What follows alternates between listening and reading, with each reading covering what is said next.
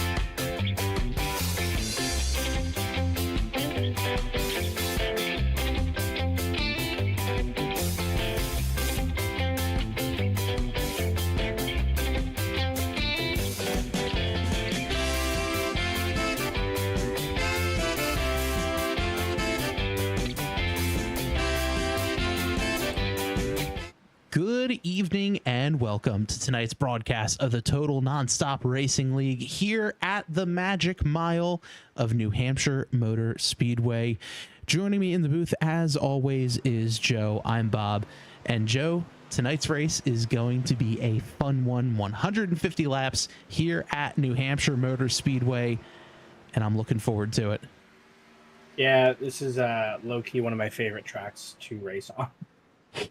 It's such a great track, a nice flat track. We're going to see a lot of drivers having to fight with their tires, especially coming out of turns 2 and 4. You don't want to get on the gas too hard, or otherwise you will be spinning out, and we'll see that all race long. So far, fastest driver on the track, of course, is this guy here, Anthony DeBarro, in the number 27 machine. As of right now, with a 30.625, 0.3 of a second faster than the 77 of John Cannizzaro Jr., who is right there trying to work his way to get down onto pit road. Couldn't quite get it by that time. As we see, Shane Ewing just behind him going around, as he has an issue. But we're going to see things like that most of this evening, with drivers just having a difficult time just trying to get around the track. Yeah, I've been watching these guys in practice, and like you said, that turn 3 is or turn 4 has not been kind to these guys. No, it really has not. And let's jump on board here with Anthony DeBarro as we take a lap here around New Hampshire Motor Speedway. A little bit different, new update to match the real world version of New Hampshire. So those turn 3 and 4 grandstands are gone. Driving in deep right to that 2 board on the fence. And right here is where these drivers want to be. You don't necessarily want to be all the way down at the bottom. You want to kind of be in that 2nd to 3rd lane, making your way through turns 1 and 2. Again, braking just past the 2 meter or the 2 brake marker, right around the 3rd, almost in the middle of the track. Back up on the gas, not as fast as his pole time, as he just did a 32 flat. But still trying to put some good laps in, just get a little extra practice, as Philip Scott has gone 2nd fastest.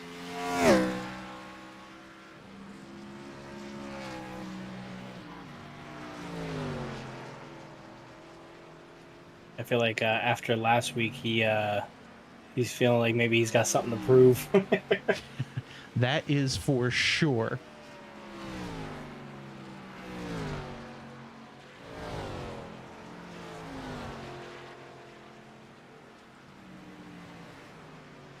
Cannizzaro Jr. just put up his best lap, but was just a hair behind. Yeah, just a hair behind. Looks like 6/100ths of a second behind. There is the wild child coming out of turn number 4 around the front straightaway. He was starting to trend a little bit faster, but not quite able to get much done there. Newcomer to the league in this version, that's the 87 of Jeremy Canute. Jeremy, one of the OG TNR guys back in the NR03 days. Great to see him out on the track. Was in the comments section and has now moved himself onto the racetrack. So always fun to see more drivers out there joining.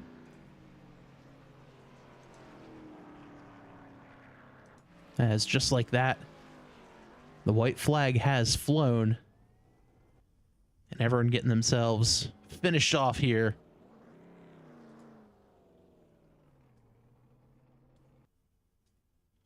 As we await the start of today's race. 150 laps here at New Hampshire. And this is going to be a fun one for sure.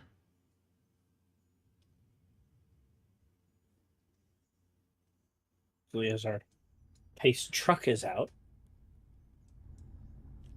As I see more drivers jumping in, Joe, let's take a look here at the starting lineup for tonight's race. On the pole is none other than Anthony DeBarro with a 30.625 and Philip Scott on his outside.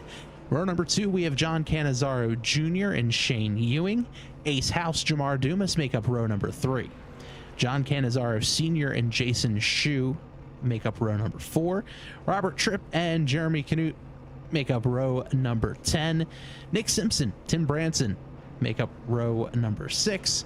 And Johnny Williams rounds out our 13 car field. However, I do not see Johnny out on the racetrack. So it looks like we are going to be having a 12 car field for this evening.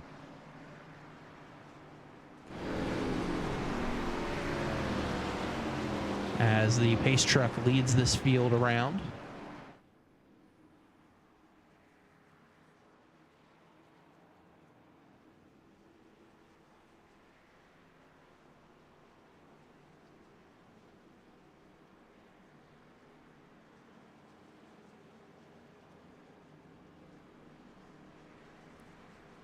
$150 laps.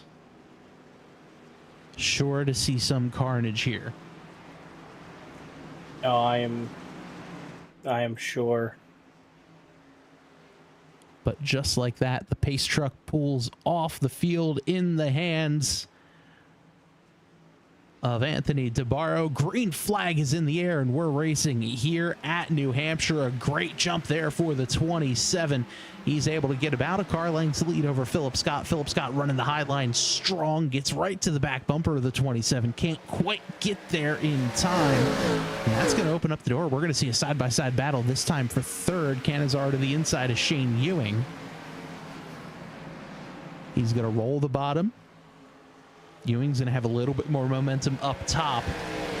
And this is where a short track racer like Cannizzaro is going to be eating his bread and butter. So good here at this track. And I know he is considered a little more of a dirt racer, but these short tracks are very fun for this guy. Yeah, though I wonder, he really seems to have been kind of changing his race style a little bit to be a little bit more conservative. We've noticed in the last few races he hasn't burned out his tires as fast as he normally does. Yeah, and I'm wondering too if that is more of a product of this Gen 4 car, where the car is a little bit more to, you know, either one driver or another's liking, or if he's, you know, just genuinely gotten better at tire saving. And, you know, the jury's kind of out on that one right now.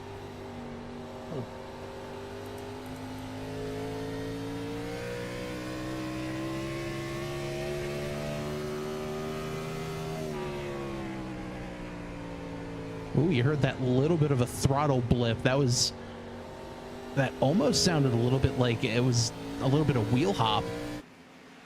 Like he got a little bit too hard on the brakes and had a little too much rear brake in, and the car wanted to snap around. Yeah, Ewing during practice was having a lot of issues with spinning out of those turns. So I am sure that is something that he's going to be extra careful for during the race. That is for sure. About a half a second lead now between DeBarro and Scott. Cannizzaro has picked up just about a second over Shane Ewing. Already bringing up some of our new toys here on the broadcast. We've got our best battle box here. That's showing some of the closest battles we have on the racetrack. First is this fight here between Jason Schue and Jeremy Canute. About 0.2 of a second separating these two. Great looking fight.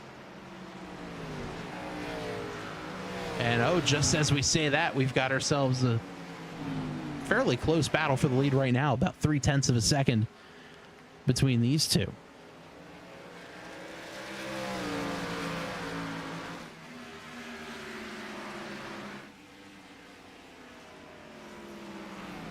It kind of looks like I don't know if Tabaro had a slip up but it looks like Scott and Cannizzaro both have kind of scooted up a little bit. Now Tabaro is playing keep away, trying to circumvent what just happened. Very well could be. As, of course, all the practicing and all the testing we've used, the best battles box went away every time I told it to go away. Of course, now it doesn't.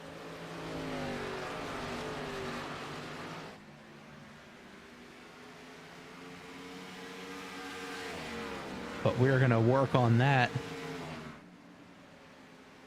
in a moment, because right now, Tabaro opening up about half a second now over the 99 of Philip Scott.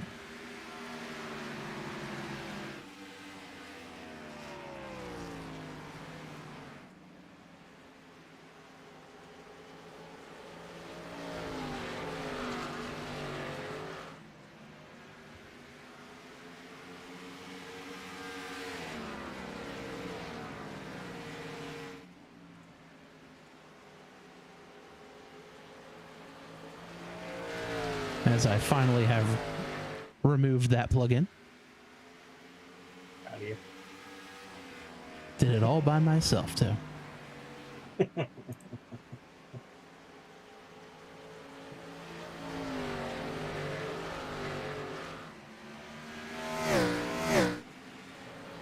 Right now, here's Tim Branson. Tim Branson here trying to make a move around the inside of the 87 of Canute. He does.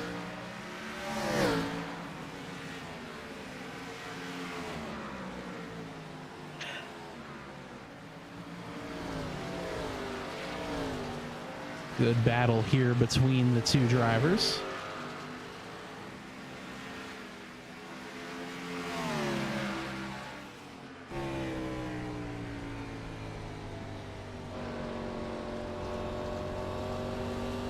Back temperatures out here is a gorgeous sunny day, 82 degrees. Can't really ask for much better racing weather. That is for sure. And as you see it right there, only 2-mile-an-hour wind.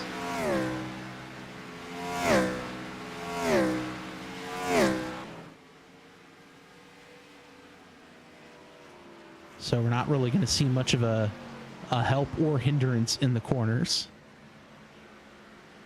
But the biggest issue right now these drivers are facing are just tires. Getting on the gas a little too soon, sliding out from underneath of them.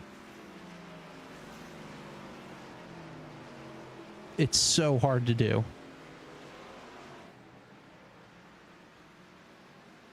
But watching these drivers just fly out of the corner like that is honestly amazing. Mm-hmm.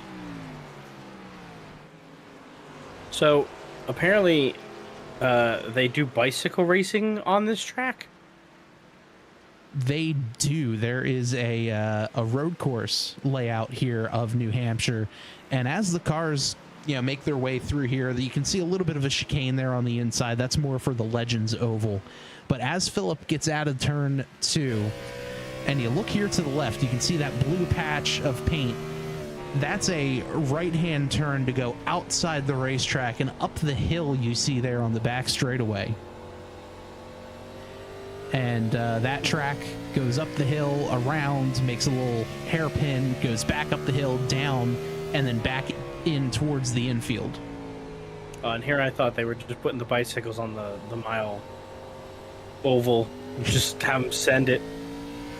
I mean, that can be doable as well, as you see right there, and all through the infield, all of those access roads to the left-hand side, just under the scoring bug. Those are some of the other corners for the road course as you come up onto the track here. So you use probably, I'd say 90%, about 95% of the actual oval track for that road race. Amazing. I just want to see regular guys in bicycles with like insanely high gear trying to just do the oval, see how fast they could go. I feel like they've done that in the Olympics. What was it in when they were in Tokyo a couple of years ago, 2021, I think it was. part of the triathlon, the bike portion of the race was actually at Fuji Speedway. So on an actual Formula One track, they rode most of the track before going off into some of the streets and surrounding areas. But they actually used the F1 track, which is so cool to me. Right. That's like that. I'd just retire. Like, yeah, nothing. I'd bike is going to be more fun than that. Yeah, I will never do anything cooler than this in my life. Like, now what? Literally. On board here now with Jason Schue. He's having himself a day. Currently running in P8. Pushing after John Cannizzaro Sr., who's also having himself a good night.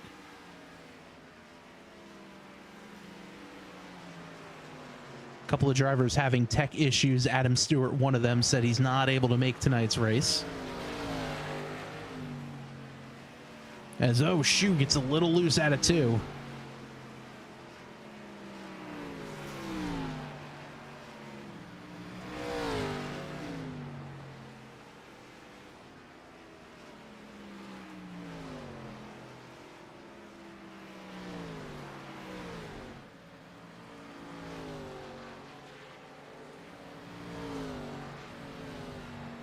See these drivers flying by. Jason Schue barely misses that corner.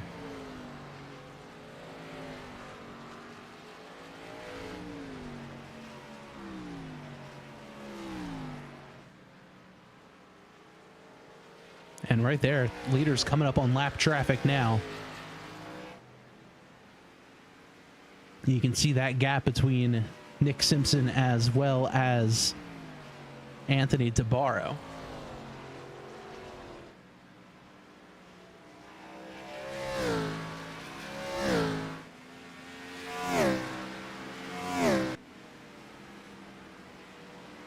And Joe, this is just one of those tracks where it's all about tire saving.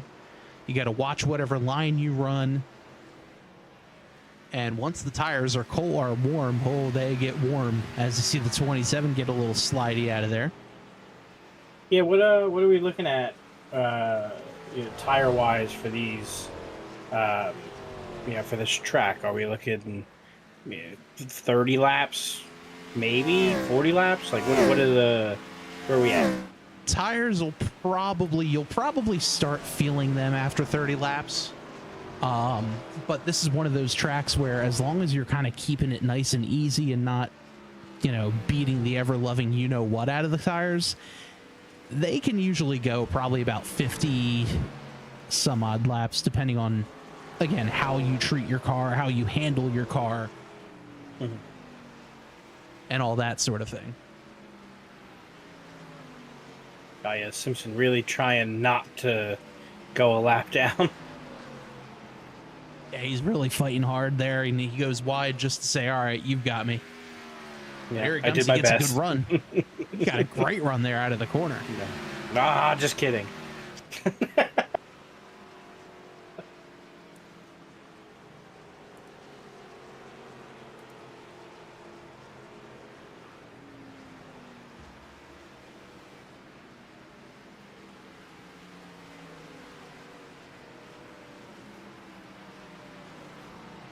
So DeBarro opened up to about a 1.7 second lead over Philip Scott. Cannizzaro just behind him. Shane Ewing there entering the corner. Our beloved track cam has returned. As you can take a look to see where your favorite driver is all over this 1 mile racetrack. The Magic Mile, New Hampshire Motor Speedway. Beautiful wonderfully area. Wonderful, wacky story of how this thing came to be a racetrack. Really now? Yeah. You know how I have crazy ideas and then people are like, I don't know about that one. This is one of those. Really? Yeah, apparently this used to just be like a swamp and like gravel pit. You know what? That tracks. And some guy from Maine was like, "Nah, I think this is a racetrack." Oops, all racetrack. So yeah, millions of dollars later and a lot of drainage, he opened up a racetrack. You know, that is really interesting, actually, because I came here probably about 7-8 years ago, something along those lines. Mm. And you can definitely tell it was a swamp. The infield got very soggy, and they had to use a lot of rocks to like That's the gravel pit. It's still keep the here. ground. But just a gorgeous facility. Really great camping. Some of the best camping you'll have, obviously, because New England. But the parking and everything is very cool. I got to do a charity track walk with Speedway Children's Charities here that year. And got to walk around the track with Joey Logano and a longtime broadcaster reporter, Dick Bergeron. We did a track walk and everything, and it's crazy to see actually how sticky the track surface is after a full day of racing. You're walking and it's, you know, you actually have to like physically lift your feet off of the track, and it gets that kind of feeling just because there's so much rubber that gets laid down in the groove. It's really, really interesting. And it may look flat, but even that banking is a lot more steep in person than it looks on TV, or in this case, in sim. Yeah, it's what, 12 degrees? Yeah, I think it's between 9 and 12, depending on where you are. The higher up the track you go, the more banking there is. Yeah. That's kind of why these drivers typically run in the second and third lanes.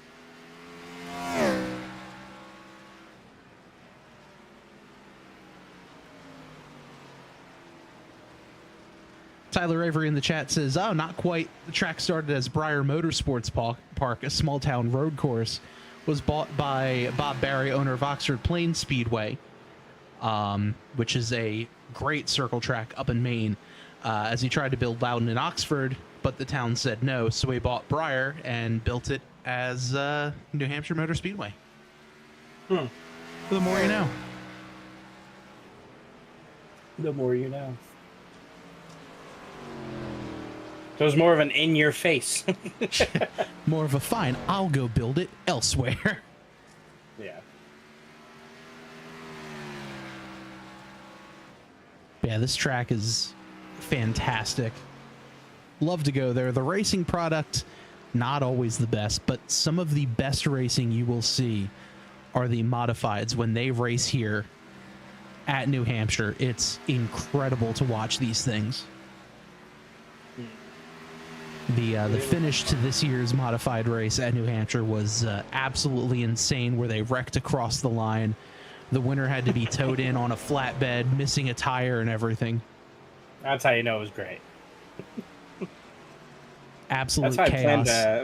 That's how I plan to finish all of my races. Nick Simpson saying 121 degree track temp. So there is no grip there. Yeah, and you can see it right there. 120 degrees with no wind. These things are slip sliding away. This right now, one of the closest battles on track. This is the battle for second. Yep, 0.8 seconds. We also have Jason Schue and Tim Branson, as they are pretty much every race, side by side. And we can throw Cannizzaro Sr. into the mix here.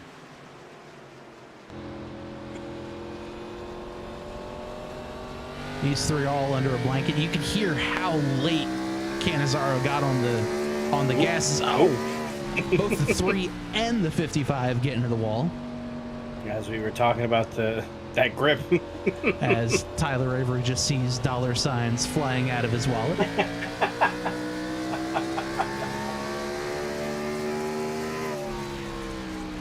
Some duct tape here, some spray paint there. And oh, Schue takes a peek around the outside. Great job by neither of them to get a little too antsy and gas up too early and spin out of the corner. So easy to do there, especially when you're 3 wide. Yeah. But this can be a very racy track.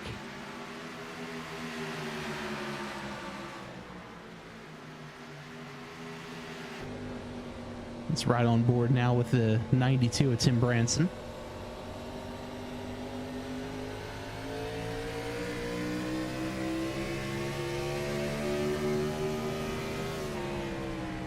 .55 ducks out early and just kind of says, all right, go for it. But now he battles back to the inside. I think that's just the line he was trying to hit. Yeah, Senior really running a low line, but it's been working for him. Yeah.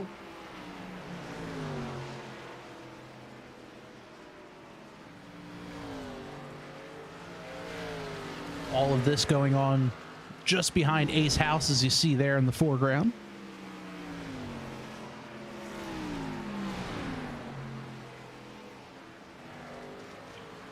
In the chat, Nick Simpson says, I'm drinking bourbon again and watching the race. Cheers. Love that. There's some rum in the booth. But is it the Bumba rum?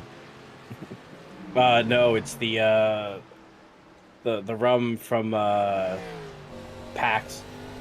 Oh, even better. Yeah. Which, keep an eye out on the Tabletop Trio social media and other channels. We'll have more PAX Unplugged coverage coming up November 21st through the 23rd. As Joe, we've got ourselves a battle for second. Yes, we do.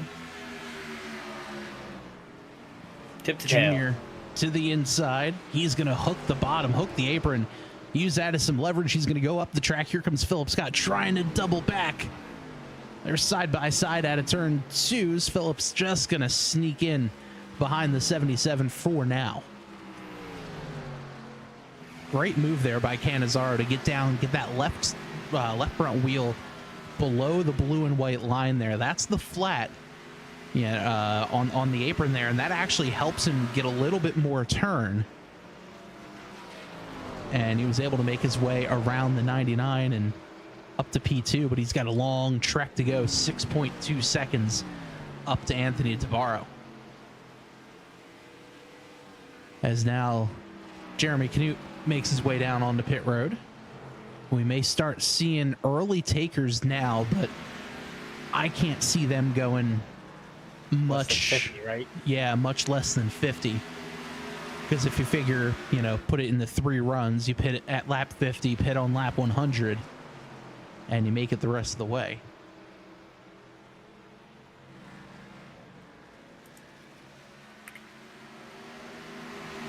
Phillips' exit got a little bit hurt with the 35 there.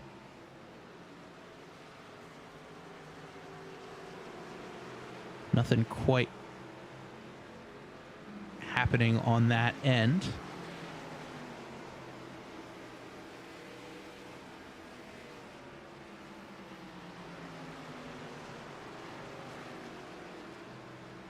The Jason Schue battle has subsided for the moment, as he, Branson, and House are all now just trying to outrun DeBarro.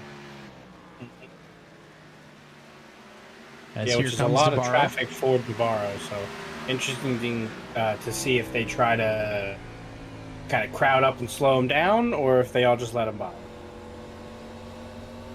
So far, so good.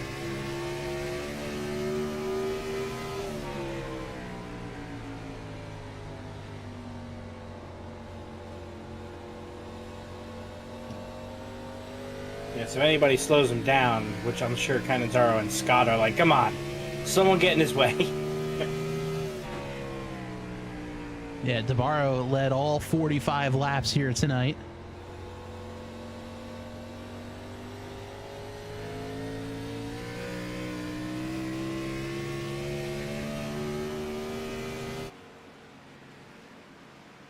John Cannizzaro Jr. currently P2.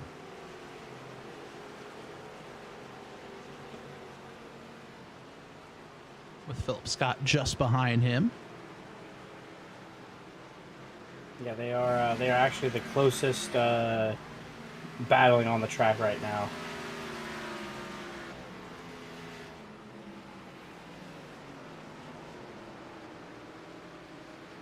As it looks like Tim Branson is moving away from Ace House.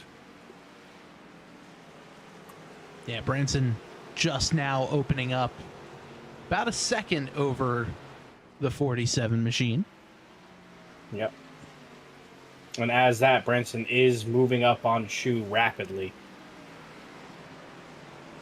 Yes, he is. Look at that. And then Schue had to let the 27 go. That's going to affect his line just a little bit. And now I'm sure Branson's sitting there saying, all right, cool, leader's bias. Time to fight for that lucky dog. Because don't forget, when the caution comes out, if the caution comes out, the first car one lap down will get their lap back. Everyone else, if the leader's pit, you can stay out if you want, but probably not going to work out for you.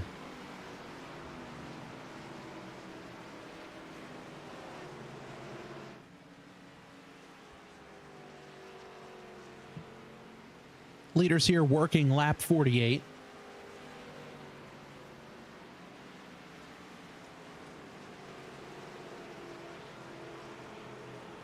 You know how we say we are an entertainment channel and math is not our strong suit? All the time. I finally did the math on how high the banking is. It was long form algebra, but I got there. It's about 12 feet. 12 feet? Yeah, from the bottom to the top. The top of the track is about 12 feet up, give or take. Huh. Good to know. Oh, some issues for Ace House. Ace House saying in the chat he's having some internet issues. As, Anthony DeBarro makes his way down pit road. At exactly 50. Interesting. Robert Tripp on pit road 2. You think he's trying to do that magic undercut thing that I still don't understand? I don't think so, because typically you'd wind up using the undercut to get around somebody, but if you're already out front, you don't really want to undercut yourself. I don't know if it would give you more time. I don't know how this works. You know what? It's a fair question. As here comes Cannizzaro Jr. working senior. As Tyler Avery in the chat is probably holding his breath. Oh! 55 got a little loose. Junior says, I'm getting away from this. Almost drove into the grass trying to get around him. Yeah, enough of that. There goes Dumas into the pits.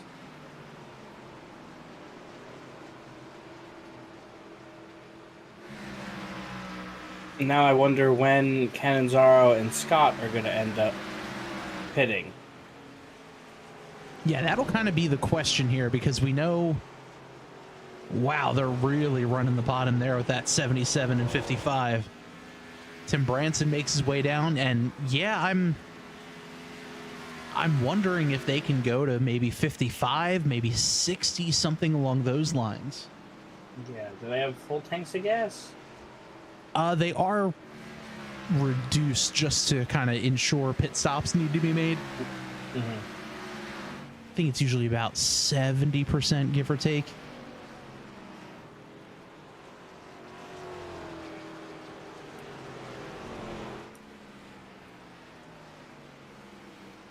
So Ace House, there's Branson down and away. House's crew makes it around to the left-hand side.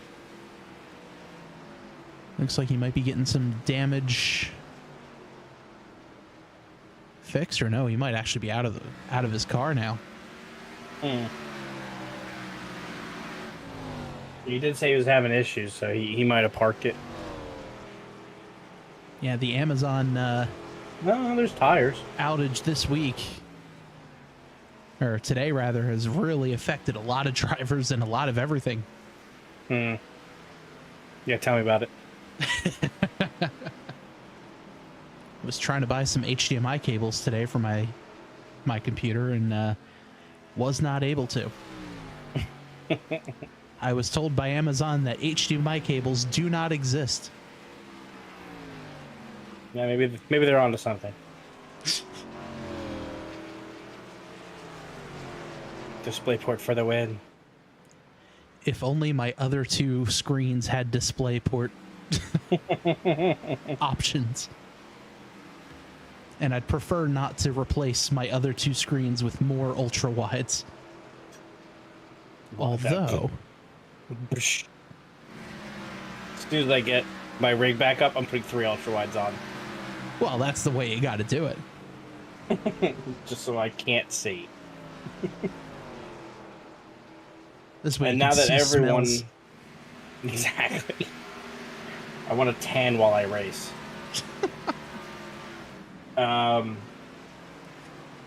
Everybody all over the track now.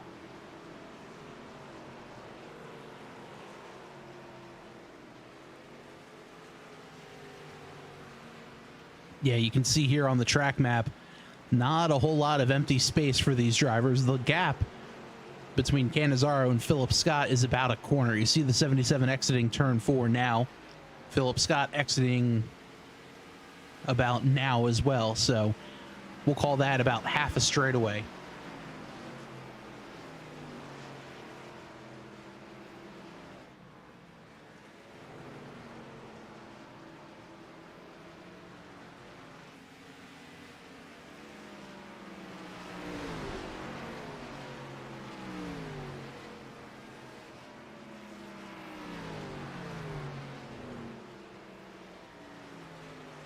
Yes, we have... What's that? 4 cars that have yet to pit? Yeah, so far the only drivers who have not pit are Cannizzaro Jr., Philip Scott, Shane Ewing, and Jason Schue. Those drivers now almost ready to make it to lap 60. I wonder if this is one of those things where you do that this stint, you do it next stint, now you only have 30 laps to go to the end of the race. You can really beat up your tires and push, you know? Yeah, I kind of think that's the plan. It's going to be a lot of, suffer now and have a lot more room to work on the car, or not work on the car, but you'll have a lot more room to, be a little bit more abusive. Yeah. As Ace House makes his way back down pit road.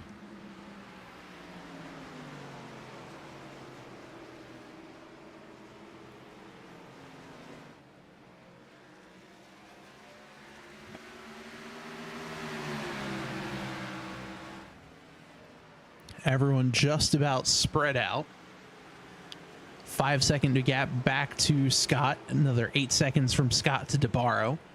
Another 6 seconds from DeBarro to Ewing. 12 seconds back to Schue, who's then 21 seconds back to Jamar Dumas.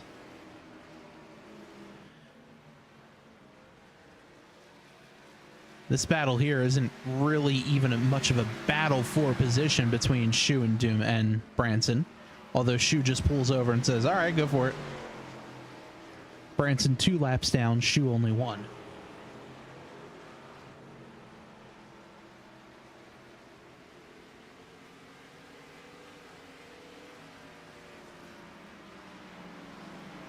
Some damage to the right front of the 87 we see there. Looks like he had picked up and pancaked the wall.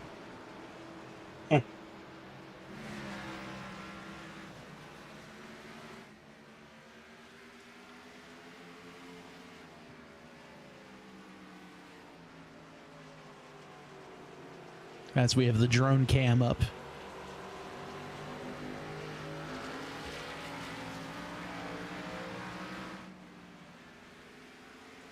Don't forget, tonight's cameras are brought to you by Track Cams for Gourmets. If you like what you see, get your own oval pack, road pack, or anything in the between. Head on over to trackcams22.com or just click on the link in the description down below to get yourself a little freebie to help you out here with it too.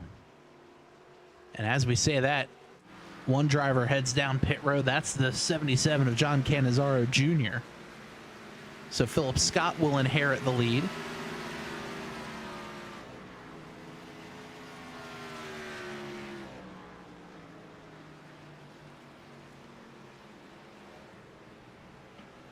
So with Cannizzaro down on pit road, it's going to be interesting to see where everyone kind of cycles out to.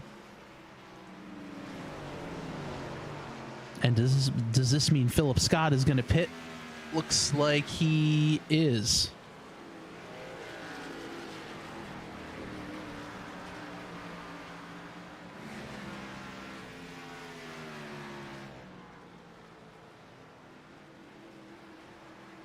So now just Shane Ewing and Jason Schue, the only two drivers who have yet to pit.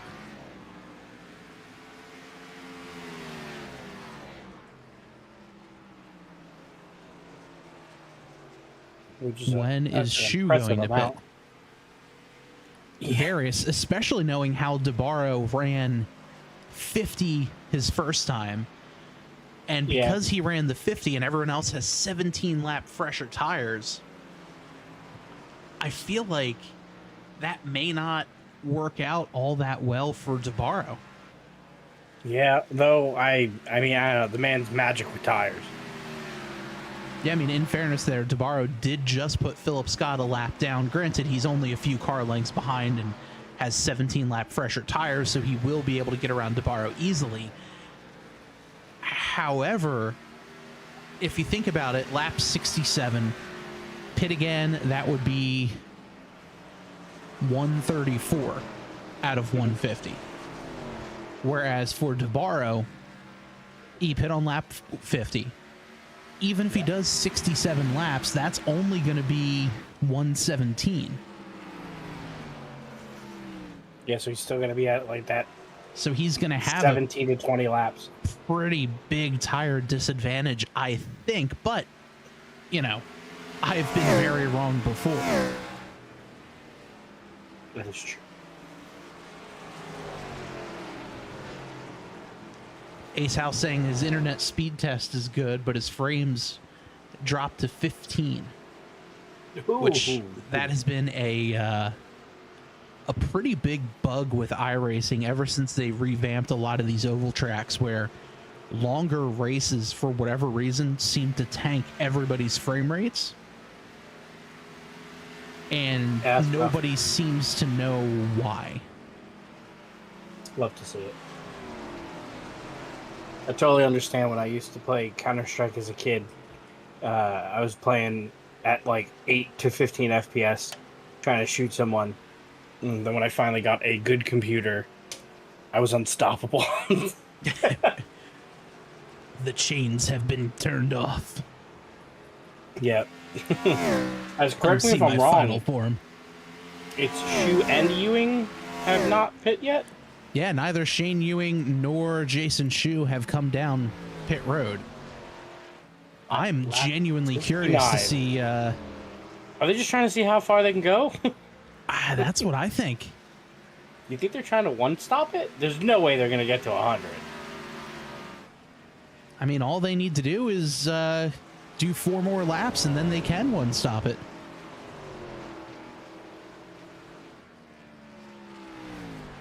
Man, for a second, I thought Philip Scott was pitting, but I think he just took a really low entry. Oh, he's trying to get around. Yeah, he's really trying to get around the 27, and DeBarro is not making it easy. No, not at all. But the strategy there for Phillip might just be like, all right, I'm going to push, and I'm going to make you use your tires. Yeah.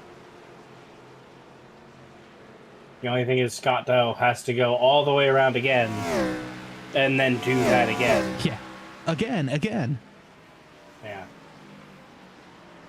Ace House saying, do I get first place points because it's not my fault? You're going to have to take it up with iRacing as, oh, the 35 of Robert Tripp. Some heavy front end damage there. Yeah, I don't see any incident, but he's missing the bumper.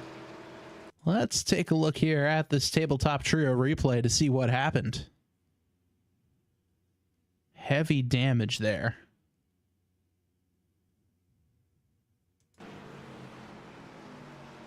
All right, so here he is coming out of turn number 2 down the front straightaway. He's already got a little bit of right front damage. Yeah, a little dent. Goes in the corner and, big lockup. I wonder if his steering had issues. I was straight into the wall. Yeah, and he's definitely going to have some, yeah, you can see the right front tires bent in just a little bit too. That's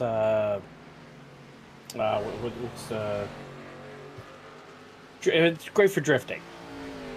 Yeah, just a little camber, nothing too crazy. Yeah, it's good. As we say that, here's Shane Ewing making his way down pit road. 74. Where is he? Shane Ewing, 73 laps. So 2 laps short of halfway. Yeah, Schue on lap 74. Does he have another lap in him? Let's find out. At some point, I have to imagine it is also going to be a gas issue. Yeah, at first I thought it was going to be fuel for everyone, but tires, I guess, were the determining factor. And here comes Schue. He's currently on his 75th lap. I think I have to imagine he is going to pit now.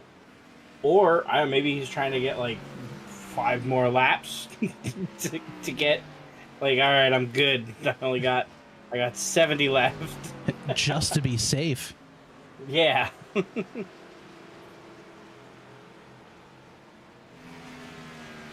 And yeah, he's still going strong.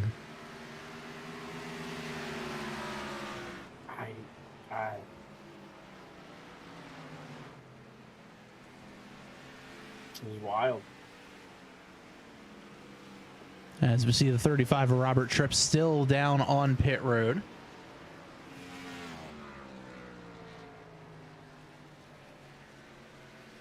Yep. As we see the view from the streets. Ewing. And oh, trouble. Yep, Ewing went sideways. Wasn't used to those fresh tires. And that's exactly what it is here is the 32. Especially after 73 laps. Drives it in and, oh yeah, way too much rear brake. Oh, he almost had it saved too. Yep. But just a little lazy spin, unfortunately, in front of another car, and that's iRacing going to throw the yellow.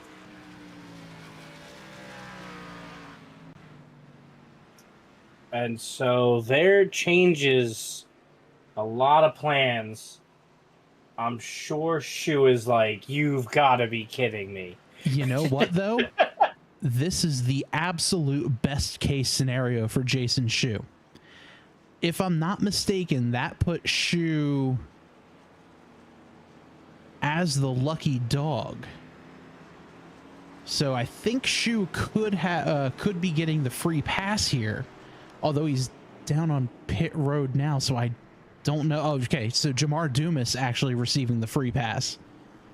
So he's going to be stuck 1 lap down, but he doesn't need to pit anymore.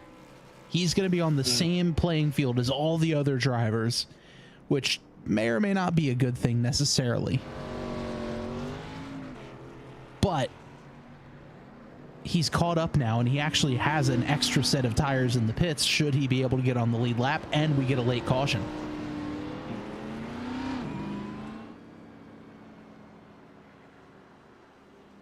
So we'll re-rack and do this one all over again. To borrow the leader. To borrow. It's like, oh, come on. I had like a 23-second lead.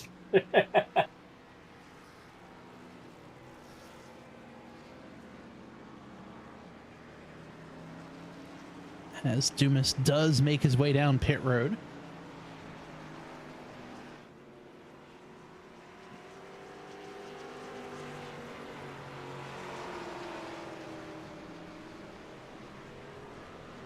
And now we're looking to re-rack and get them side by side already. A quick yellow. Yeah.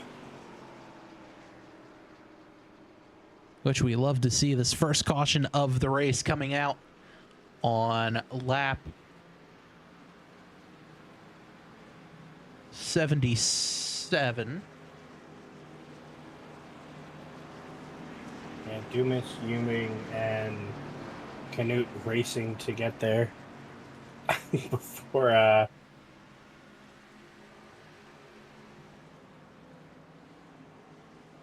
see if they're going to try to slingshot their way in, or yeah, they're not going to. As they get the green flag, they will be coming off the corner with a bigger head of steam, but still not quite enough. Yeah. As Robert Tripp coming out of pit road there.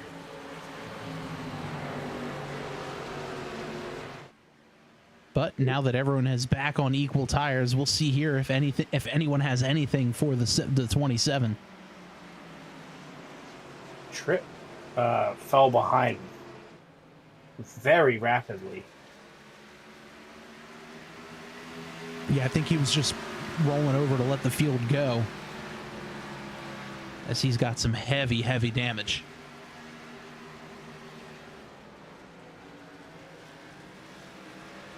Cannizzaro a little squirrely coming out of the corner.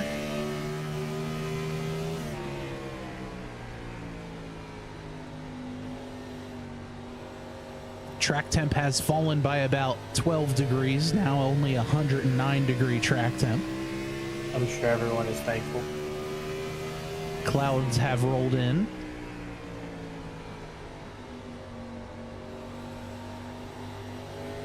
Oh, big loose there for the 77.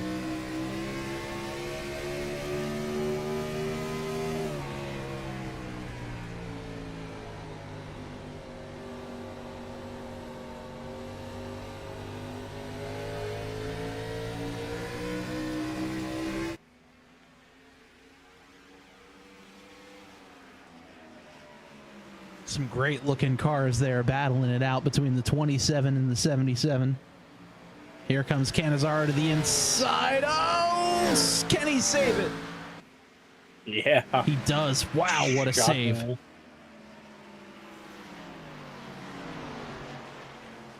Let's take another look at that one, because that was incredible.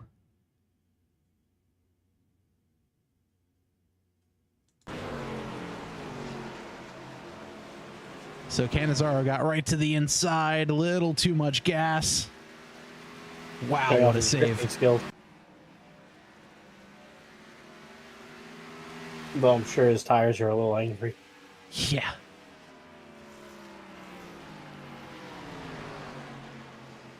So he's going to have to wait a few laps to get him cooled off, but by that time, who knows if DeBarro's going to check out or not. Yeah. I think we both know that answer. It's a strong possibility.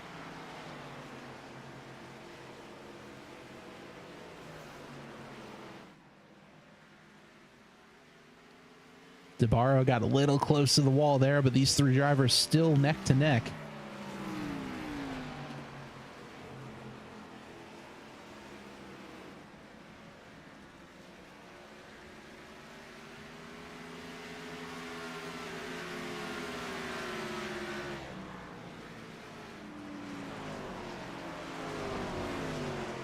Meanwhile, Shane Ewing trying to chase down Jason Schue.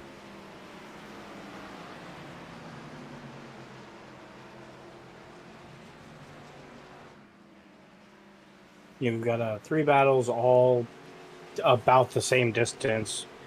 We have Jason Schue and Shane Ewing, Canzaro Jr. and Philip Scott, and Shane Ewing and Tim Branson. So P5 to 7 are kind of a nice little sandwich. Yeah, nice little battle. And Jamar Dumas just kind of hanging out back there and saying, "Hey guys, I'm in fourth."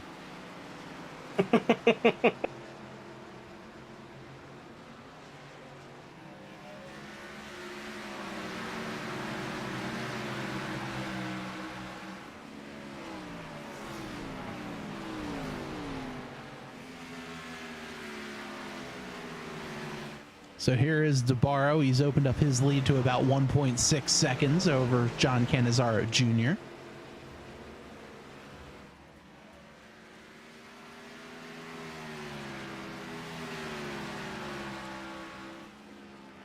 Cannizzaro started third, currently running P2. Philip Scott started second, currently running P3. Having himself a good race so far. Here's Jamar Dumas, our fourth place driver, started in sixth and is moving his way up. Jason Schue having himself so far the second biggest mover of the night as of now. Schue started eighth, currently running top 5. He's got Shane Ewing hot on his heels. Ewing started fourth, he's down 2. But the biggest mover so far is this number 92 driver, Tim Branson. Branson started in 7th. Or started, rather, in 12th and is currently running in 7th. Senior started 7th, currently in 8th. Jeremy Canute, 10th, running 9th. Robert Tripp off the track. Ace House off the track. Nick Simpson and Johnny Williams out of the race for this evening.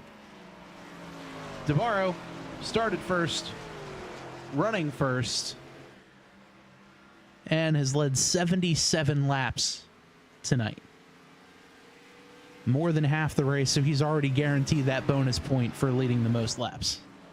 Mm-hmm.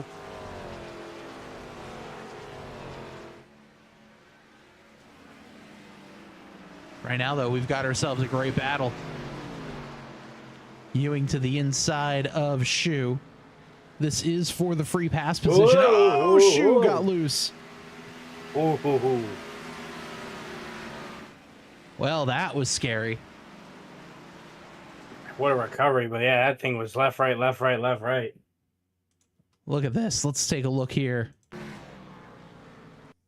Right there, he just got on the gas too early, and I mean, at this point, you're thinking, okay, and let's pause right there. The wheels were straight. Mm-hmm. Just past this yellow cone you see here on the broadcast are the water barrels. We could put those in quotes. Yeah, able to avoid that. Almost gets into the 92. Had to slam on his brakes and lock him up. And Jamar Dumas is just saying, guys, I'm in fourth. I do not want to deal with this right now. Please don't. That was very close. I was really expecting him to hit Branson. Yeah, I thought something was going to happen where the car snapped, sent him up the track. Yeah, that was what I thought was going to happen.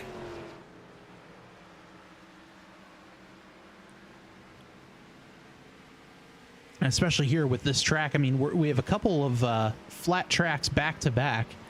Next week, TNR is going to be racing at the former version of Phoenix Raceway. Arguably the better version of Phoenix Raceway, where you cannot cut the dog leg. Another flat 1-ish mile track.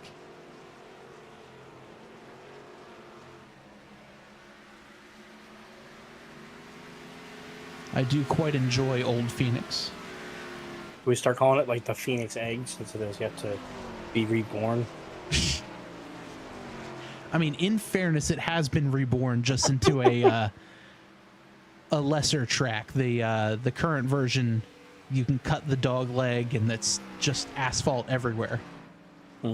But the old version, nice blue walls, very narrow front stretch, to the point where if one car gets sideways and wrecked, you're pretty much getting a track blocker.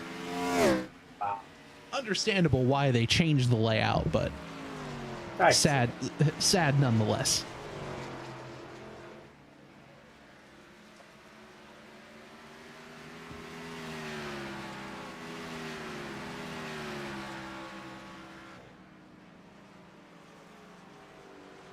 That is the gap between second and third.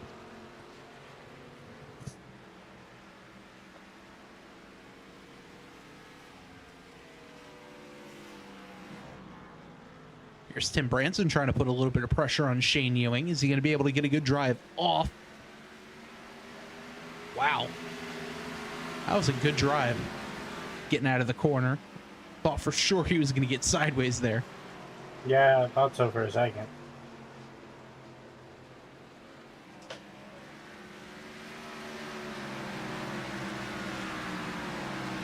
Another loose moment there for the 92.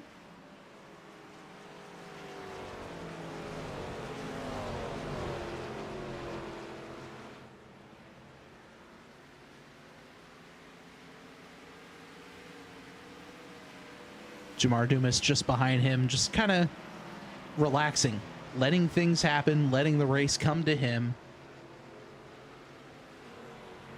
50 laps to go. Technically, everyone can now make it the rest of the way down on fuel. Yeah, whether they will or won't. Yeah, I was gonna say if we can take how everyone else did their first round of pit stops.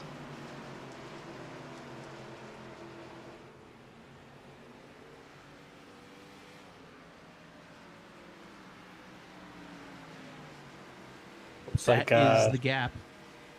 It's like tripped through in the glove. Just too much damage. Yeah, tough race for the 35 of Robert Tripp. A lot of damage, and this is one of those tracks that's very difficult to master. Oh yeah, it's one of my favorites. I didn't say I'm good at it. Very hard to get into the corner. If you're turning too much and use too much wheel, you're absolutely melting the right front tire, which really hurts your entry for the next corner, and it just kind of compounds from there.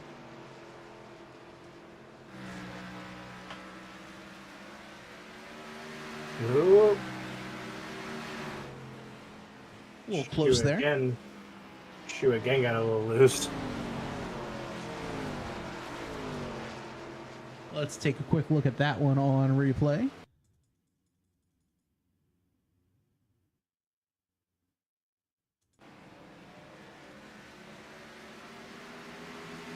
Oh, big loose. Yeah. He almost painted some of that green wall black. The Rolling Stones would be proud.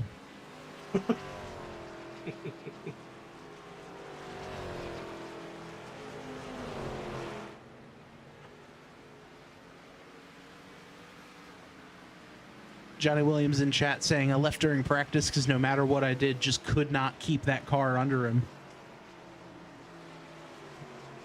Yeah, I absolutely get that. Very difficult track to master here. Ah, what's the harm? We have a broadcast to keep up here. Oh, trouble. Oh, not just good. in the background between the 77 of John Cannizzaro Jr. and Philip Scott. Well, that was interesting. So these two drivers side by side. We'll put it in the slow motion here. Philip Scott comes up the 77, down a little bit. I think I think they netcode tapped their quarter panel and front bumper. Yeah, let's get another. Didn't look like it made contact on that angle, but that's very. Yeah, that was almost correct with the prediction code there. The way we saw the 99 kind of slide up. Let's get one more view of it here from the chopper cam, and let's put it in slow motion. Let's see. So the 99 has a great drive into the corner, but because of that, it just kind of pushed him up, and yeah, right there. Even if it was a little bit of netcode, that still is going to cause a spin every time. Yeah.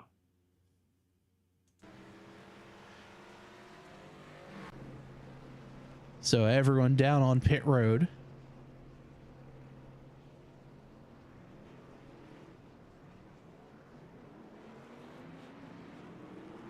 '77 beats the 99 off of pit road. Huh.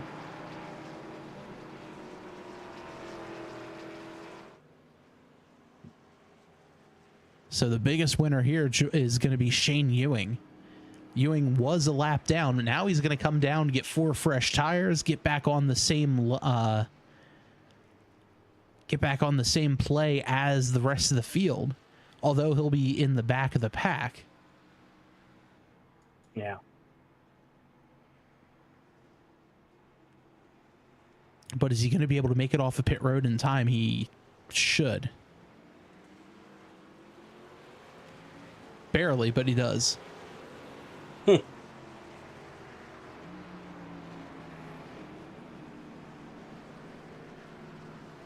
Don't forget, if you like what you see, feel free to subscribe to us here on our YouTube channel, Tabletop Trio Podcast. The podcast itself should be coming back soon. But right now, every Monday evening, 8:30 Eastern, give or take, Total Nonstop Racing League live every single Monday night. Don't forget to hit that little thumbs up button. And for Johnny Williams, the track temp is currently 110. It's gone up about 5 or 6 degrees since last check-in several laps ago. Yeah, sun is out. Pace truck is off. Green flag is in the air. And we are back underway. 110 laps into this 150-lap race. DeBarro slides up the track. Canizaro tries to cross him over. Can't quite get to it. As these drivers 4 fresh tires for 40 laps to go.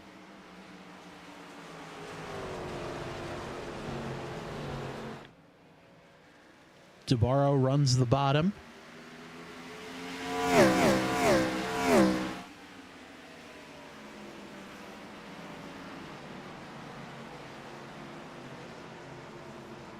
Canizaro in the middle. He's pushing, I think, a little harder than he normally does. As I saw his back get a little squeaky. Yeah, let's see what happens here out of 4. Big slide again. I got to imagine his tires aren't going to be happy with that. Certainly not. Cold tires, they're just getting up to temperature now. And superheating them like that is not going to be a good thing for him. Unless he figures I only need to go 38. If I superheat him, I could catch up faster, just get a little grip at the cost of wear. I don't know. That is a fair point.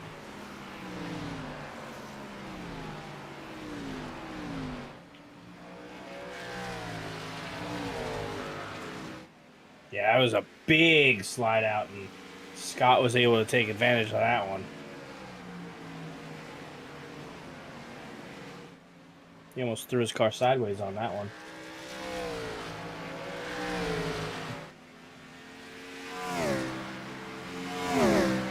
Now we got ourselves a great battle between the 99 and the 77. Is the 77 going to say, hey, a little bit of payback here, as he drifts up just behind the 99.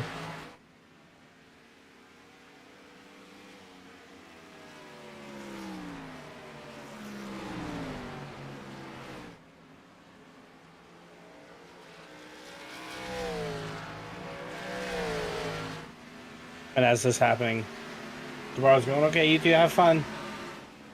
I'm not going to get involved. Yeah, just kind of sitting back there saying, all right, nope, y'all are good. Have fun, take each other out. Mm-hmm.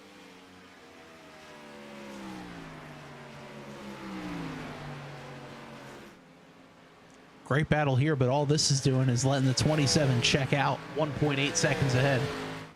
Yeah.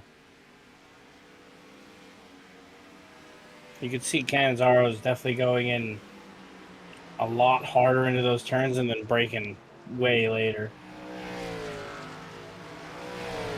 I think he's really, really hurting them tires. A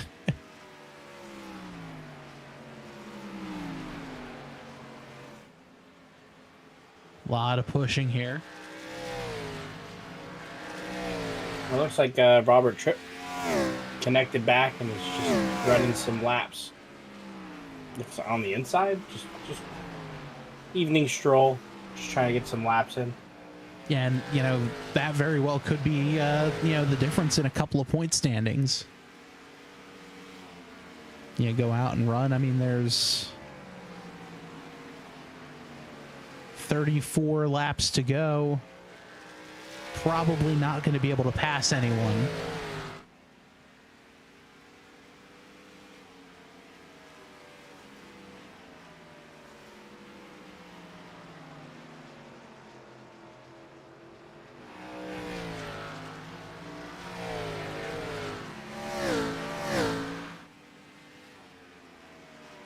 This here, one of the, actually the closest battle on the track, about 6/10 separating these two drivers.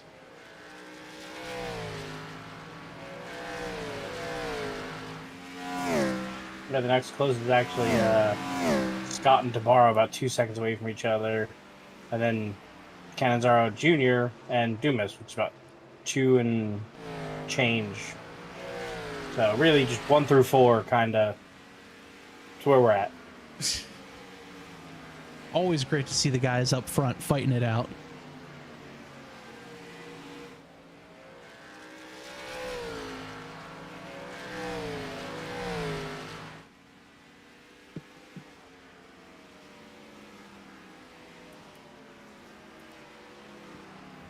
"30 laps remain."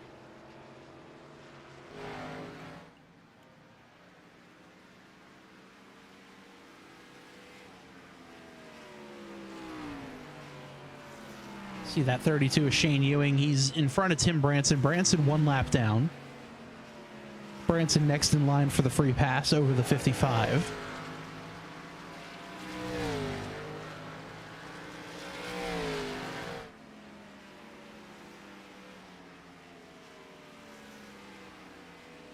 Right now, though, he's holding on to a top 5 finish.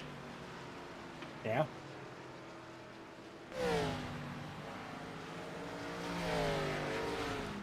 And guaranteed, if you really think about it, should we stay green. Yeah, I was going to say. Because in order for DeBarro to catch Ewing, he'd also have to put the 92 a second lap down. Ooh.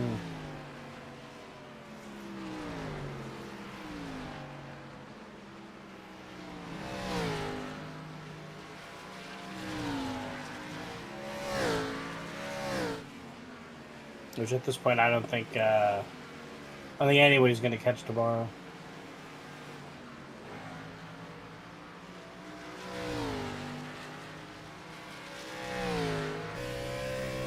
Yeah, I'm kind of in agreement there. About a 2-second lead over Philip Scott, who then has about a 1.5 seconds over Cannizzaro.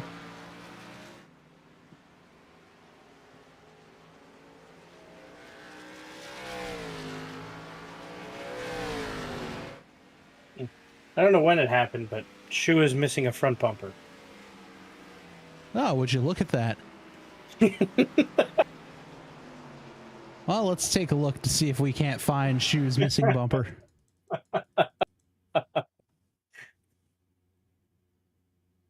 It's was like, oh, he's moving out of the way with no bumper. Had to go down pit road at some point, still missing said bumper. There it is. Oh, we found it.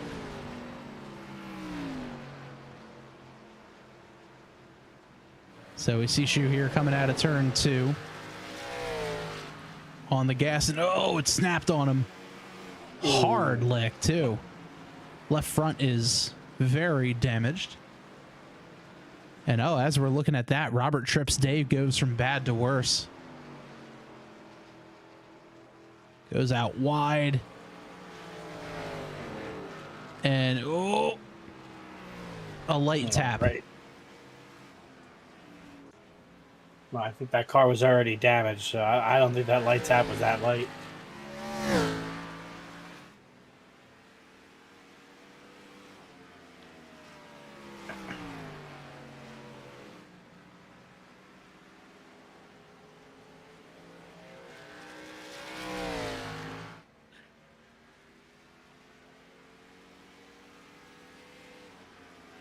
So 24 laps remain.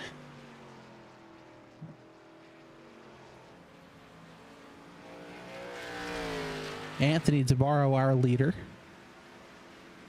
2-second gap over the 99 of Philip Scott. Cannizzaro Jr. 4 seconds back. Scott in the middle at 2.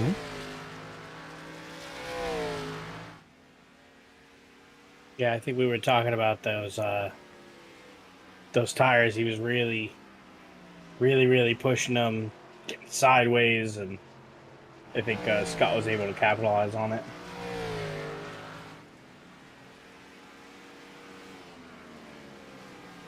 Now it looks like he's trying to play catch up, but it's a ways to go. That is for sure. As we see the injured Jason Schue out on track. Which I'm shocked the car is running well. I wonder how, if any, is his steering bias now. Oh, well. That's well. A very unorthodox line to go through turn 1. Got it. Say no more. But that left front is not doing well, I think, for that 3 car. Yeah.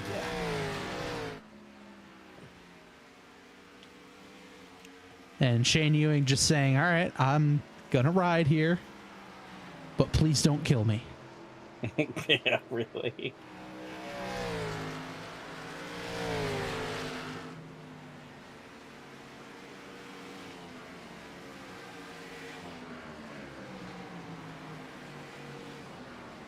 I'll have to get on board with Schue and see what's going on with that steering wheel.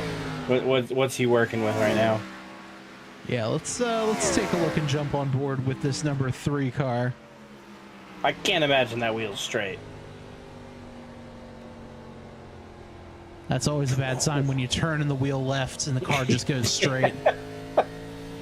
Oh yeah, look at that. Oh yeah. That is definitely a lot of left front damage. Yeah. Yeah, you pulling it and the car's like up, right? Car says straight. Okay.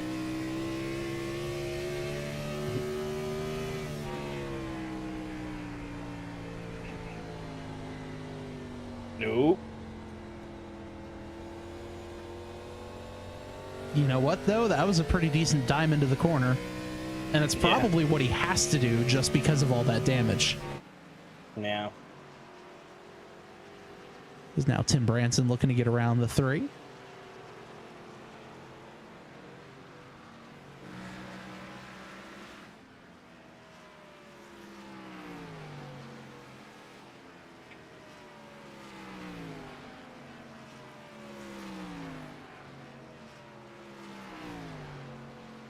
Rest of the field making their way through here.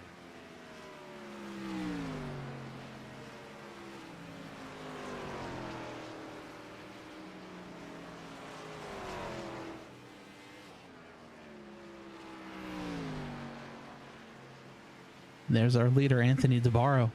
So the field very spread out at the moment.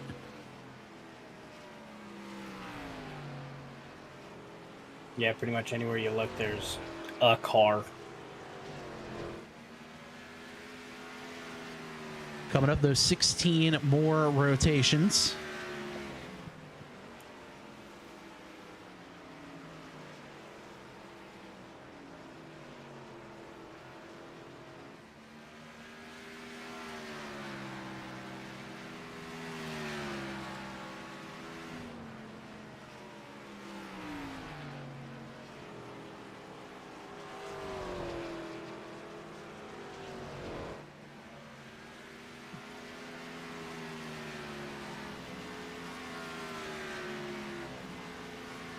And now I gotta imagine that DeBarro is saying, "All right, guys, just keep doing what you're doing. I don't want to restart again. Yeah, no more yellows, please. Yeah, I've led most of this the race. I don't want to have to sweat it out. Just Yeah, and they may be down a set of tires. They may be out of tires now. So I think the biggest winner of this would be Schue, but Schue is currently multiple laps down now. yeah, and with significant amounts of damage. So, Although Shane Ewing also, he did pit, so he may have the same number of tires, so never mind then. I think he would still have one. He might still have one set. Yeah, I think, you know what, you may be right, actually. Not that it would matter when he has to put it on his crooked hub. For sure. 2 cautions for 6 laps tonight. 3 lead changes. Anthony DeBarro has led the most.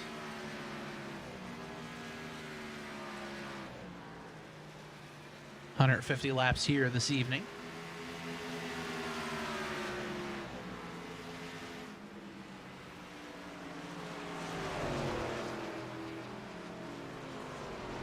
$123 laps led for Anthony DeBarro.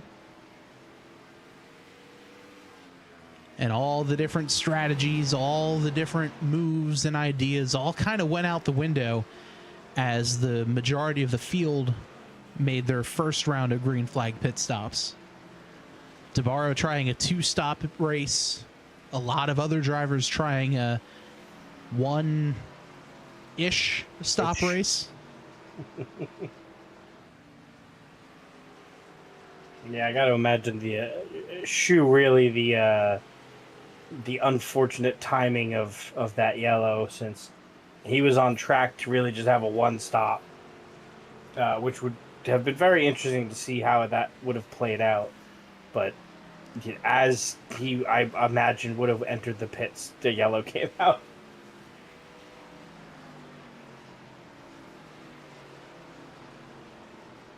So 10 more laps around. 3-second lead over Philip Scott. 3-second gap between Scott and Cannizzaro. Shane Ewing trying to close the gap behind Jamar Dumas. That's about a 2-second gap. You see that gap right there. Yeah, that is currently the closest track battle.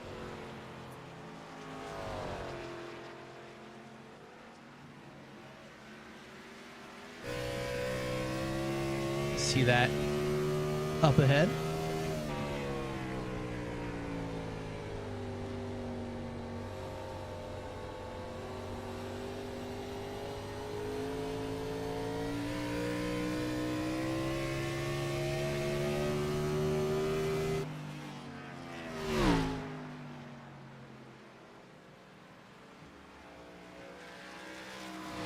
Eight laps to go in the Lobster 150.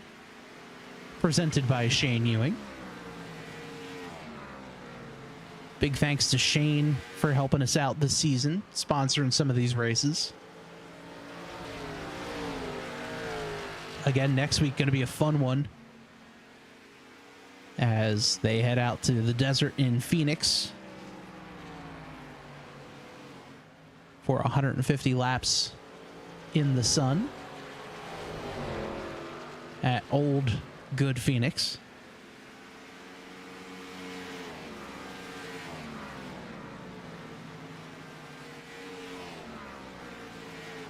But we are going to take you there. Flag to flag coverage starts right around 8:30 Eastern here on the Total Top Trio. Yeah, definitely. That's our channel. Tabletop Trio Podcast Network. Tried saying Total Nonstop Racing and Tabletop Trio all at the same time. I believe Ye of much too much faith. 5 to go for Tabaros. He's tracking down the 87 of Jeremy Canute.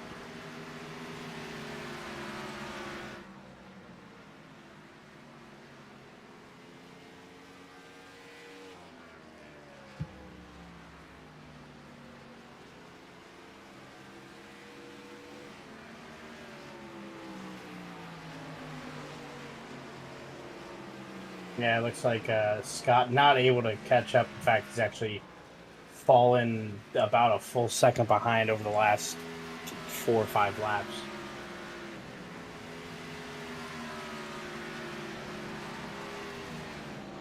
As Canzaro Jr. almost runs his father off the road.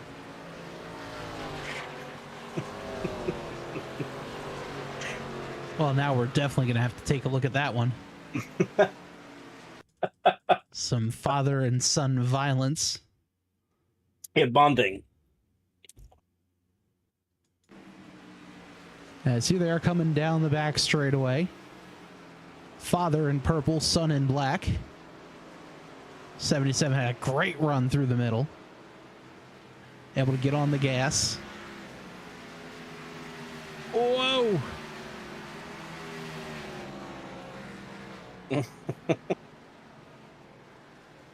Very close call. Will be interesting to hear his side of things in this post-race interview, should everything stay the same.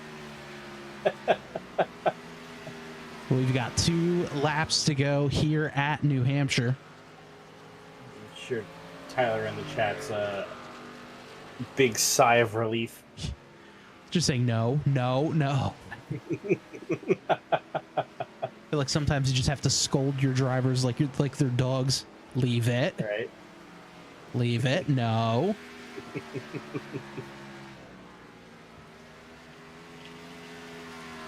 But one more time around for Anthony DeBarro. Almost a 5-second lead over Philip Scott.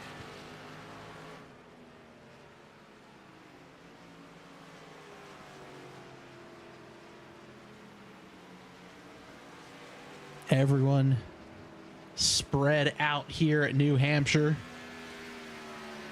Anthony DeBarro out of 4. He's going to see the checkered flag in the air. Anthony DeBarro is going to win at New Hampshire. A dominant performance. Commanding win for the 27. Philip Scott comes home second. Canizaro Jr. in third. DeBarro gets the win. Dumas fourth. Shane Ewing comes home fifth. Here's Tim Branson across the line in sixth.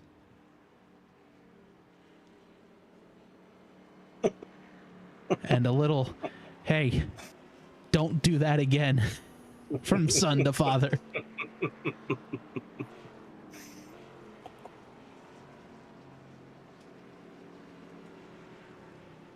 So we'll start grabbing some of our drivers here for the post-race interviews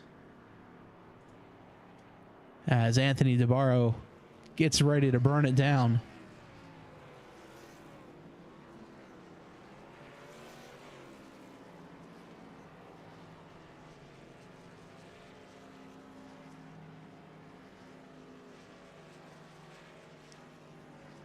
Zoe gets in the inside wall there. And he's just going to burn it down there in the Echo Park restart zone. Trying to move the wall. I get it. Not sure if that one is going to work for him.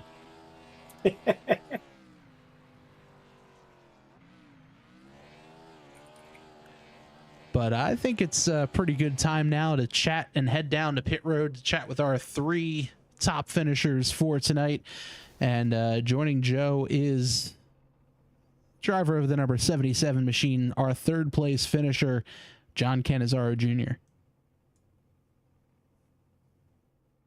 Hey, John, congrats on the podium finish. What was your plan going out there?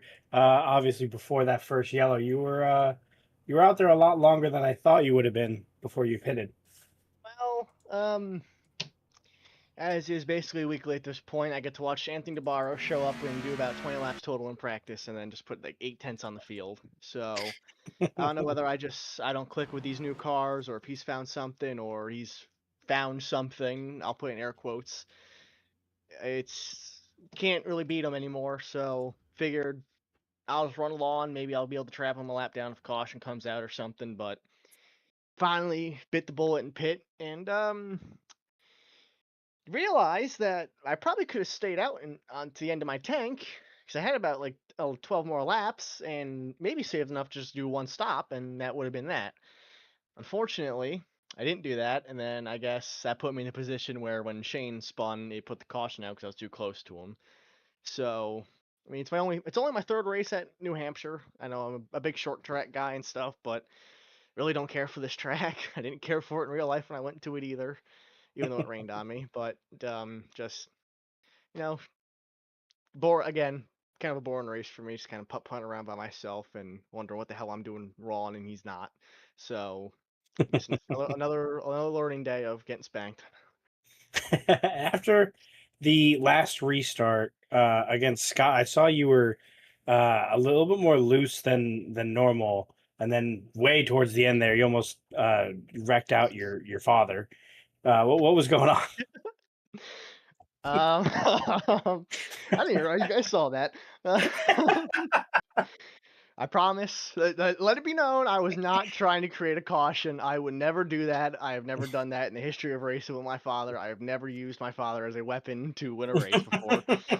Just having a little bit of fun with him, getting close to on the straightaway, and he was already spinning the tires at that point. He says I ran into him. I did not run into him, so don't listen to a thing he says. Just those first set of tires felt great. Philip got loose there halfway through the first run, and I got to him. I got around him, mowing the grass down through turns 3 and 4. I've never even seen that line thought about at New Hampshire before. So, that was fine. And then that first restart with DeBarro, all 2 laps I got to battle him. I don't know if he just ran a lane lower than me in turn 2, or ran a lane lower than what he would normally been running, or if I just got horned up on the throttle and I got loose and he drove away again. So after that, it got tight and got loose on the last run, and I gave up at that point. Car's gonna drive how it's gonna drive, and I was basically solidified 3rd place regardless of what happened. Gotcha. Yeah, well, I mean, overall, still a great podium finish, and I'm sure you got some shout outs for us. Yeah, I got shout out Tyler. I was in chat giving everybody the history lesson on New Hampshire Motor Speedway. His favorite pastime is being a Wikipedia for every track in the Northeast.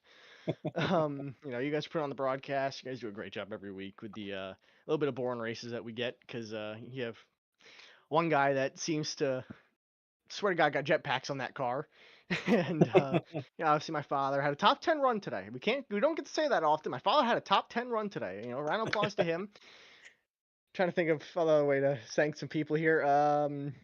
Obviously my girlfriend still out of boot camp. Love her, miss her, all that jazz. And I think it's time for me to go fry some bigger fish this weekend. Well, congrats again, and hopefully we'll be chatting with you next week. Thank you. All right, that's John Cannizzaro, our 3rd place finisher here tonight. And I'm now joined by our 2nd place finisher, driver of the number 99 machine, Philip Scott. And well, Philip, congrats on the P2 finish.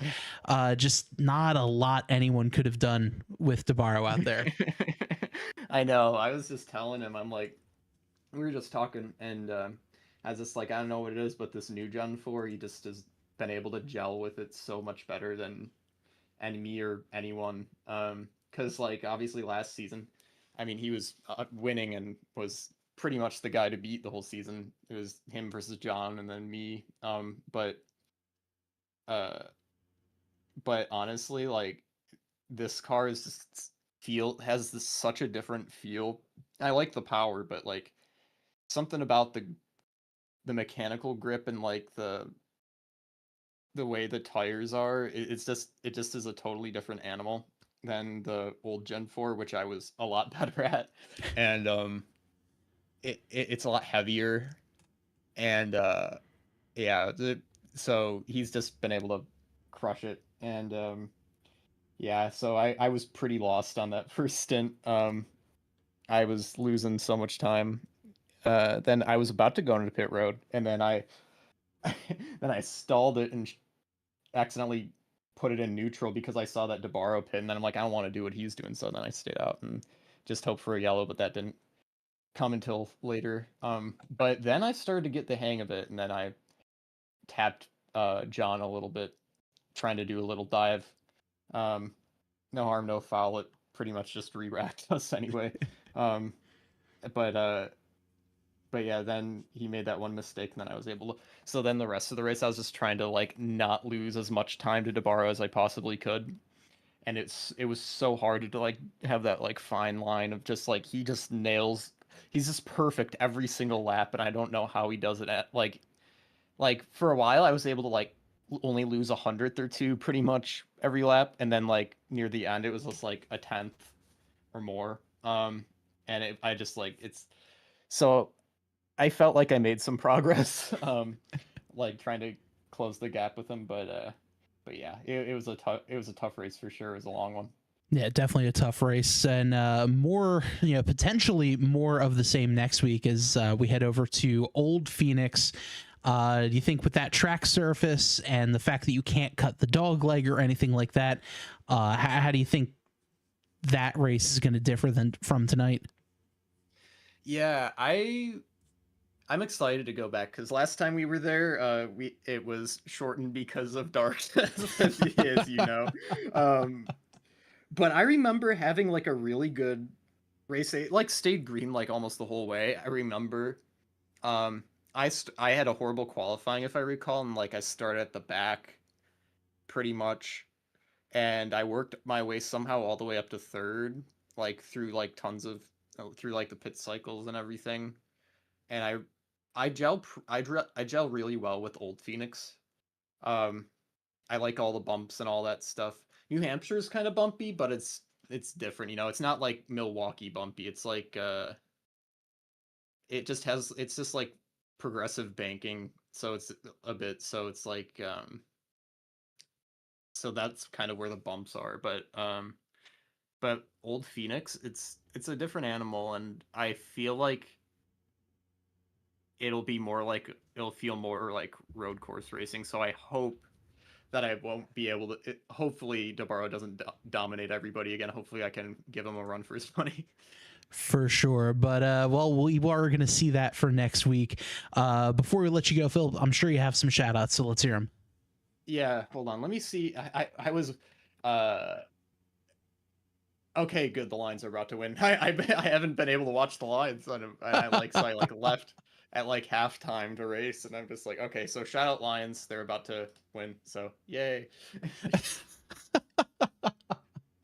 Well, Phil, congrats on the P2 finish, and we'll talk to you next week, I'm sure, after Phoenix. Yeah, thanks, man. All right, that's Philip Scott, our second place finisher, and Joe has made his way down to victory lane with our winner tonight, Anthony DeBarro. Anthony, congratulations on another dominant win. What was your pit strategy prior to the yellows? You were one of the first people to pit at lap 50. Yeah, I was. Thank you. But I was gonna do 50 and 100. I kind of noticed. 30 laps in, I was looking at my fuel mileage, and I was about 4 laps short of halfway, and I said, you know what? I'm like, I don't think anyone can say like I get personally get worst fuel mileage of anyone I've ever met. I don't know. Maybe I use a lot of throttle the way I drive. In the center of the corner with turning the car and stuff, and I don't get good fuel mileage. And I said, I'm like, I don't think anyone's going to get 4 more laps than me. So I saw it and I said, rather than stretching it to like 70 or later, I said, let me just be aggressive, pit at 50 and then 100 and just maximize my race time if it goes green the whole time. Got yeah, but yeah, I would assume with a couple times you were out there with like a 20 something second lead that you are definitely more throttle. Uh, after the yellows that came out, did you kind of have to make any adjustments with the resets or get back into a different mindset, or were you just smooth sailing? I got this.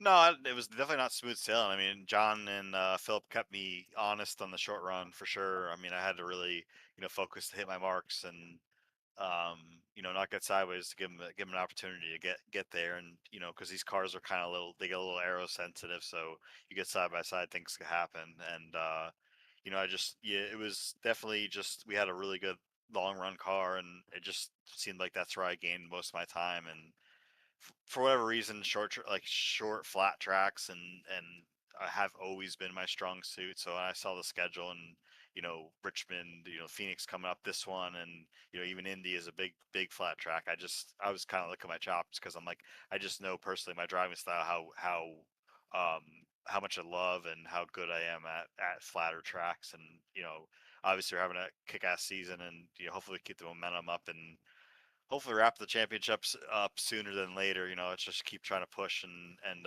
get good finishes. And props to Philip and John. They ran a hell of a race, and one little mistake by me, and they would have been right there to capitalize on it. Yeah, I think early on in the race, you were pulling ahead, and then all of a sudden it seemed like Phillips was right on your tail, almost passing you. Did you end up making a mistake? I wasn't able to go back and see what was going on. No, I was that after the caution when we pitted with like 70 to go. I think it was before. It was early on in the race. I don't recall. I don't remember having any moments. I think Philip has actually got lapped because he stayed out so long, and then he unlapped himself. He did, yes.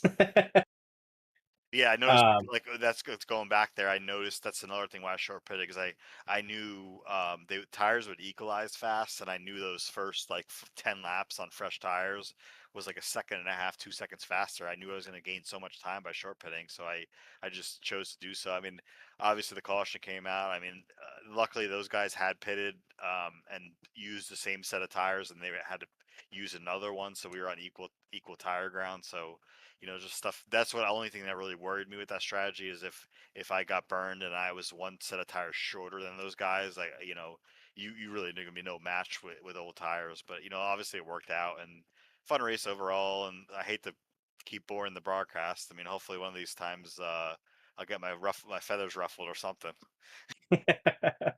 well, you never know. I'm sure you got some shout outs for us. Yeah, thank you guys. Thanks to the admins for putting this whole deal on. Thanks to my league mates. This is the most fun I have with people on the service. And everyone's respectful, and you know everyone has a good time, and we chit chat, and it's always a good time in the chat even too during the week. It's cool to see people sharing what they're doing and with their personal lives and stuff. It's cool. Absolutely. Well, congratulations again, and hopefully we'll be chatting with you next week. Thank you guys. Have a good night. All right, that's Anthony Tabaro, our winner here tonight at New Hampshire Motor Speedway. We'll take a look here at the final results. Anthony Tabaro is going to get the win with Philip Scott in second, John Canizaro Jr. in third.